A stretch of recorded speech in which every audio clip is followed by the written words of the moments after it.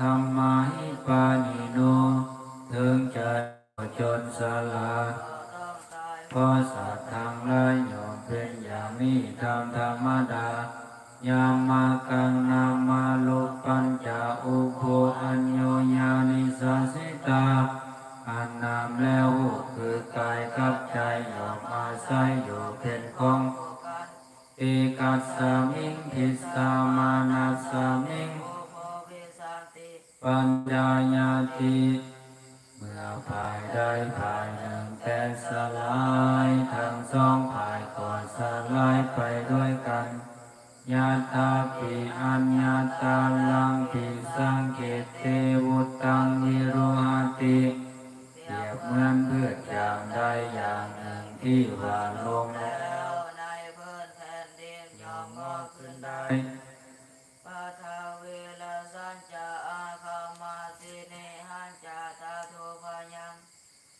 ก็อาศัยลดแห่งแผ่นดินและเสื้อในอย่างแห่งพืชเหล่านั้น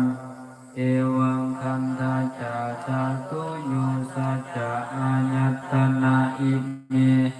ขันธ์ทั้งห้าและธาตุทั้งหลายพร้อมทางอายัตตนะทั้งหกนี้ก็เหมือนกันเหตุปฏิจจสมุปบาทเหตุขังคาเพราะอาศัยเหตุจึงเกิดขึ้นได้เมื่อเหตุนั้นแตกสลายก็ยังยะถาหิอังคาสัมภาระโหติสัตโตระโทอิติเปรียบเหมือนการประกอบชิ้นส่วนของรถเข้าด้วยกันคำเอิ้นว่ารถก็มีสันติสุโหติสัมมาทิทั้งห้ายังมีอยู่ก็เหมือนกันคำสมมติว่าคนและสัตว์ก็มีขึ้นได้ปุโภปุญญัญจาปะปัญจายังมาโจโกโลเตอิทา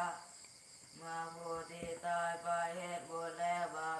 ใดๆไว้ในโลกนี้แล้ว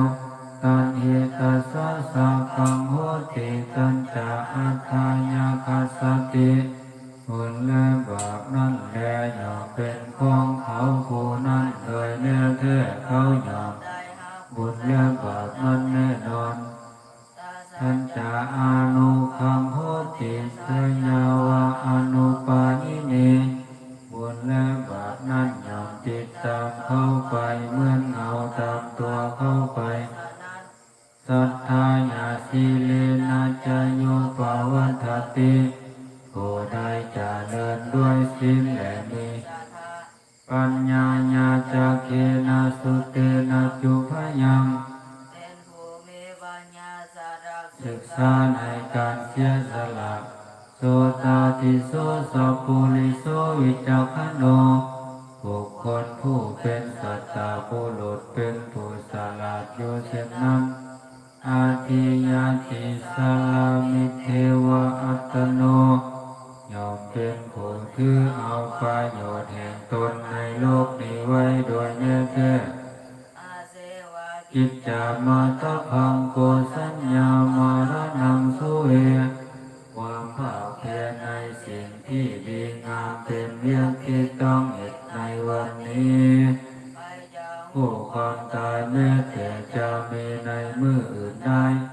นาหิโนสังขารันเตนามหาเสเนนามัจจุนาเพราะการก่อนขั้นต่อมัจจุราชที่มีศีลอะไรย่อมบ่มีอาโหรัตตมาตันหิตังตังเวภัสสิกาเอวังโพเตสุปะเตสุสาธุตถาสุเปกนาเมื่อสังขารเหล่านั้นต้องเป็นอย่างนี้แน่นอนการวางเสียในสังขารกันดีอาปิติสัมมิโลทายาปฏิปัญจายติสัทธกาอันหนึ่งการปฏิบัติเพื่อดับสังขารเสียได้ยิ่งเป็นการดีสัพพังสัมปันติปัฏฐติ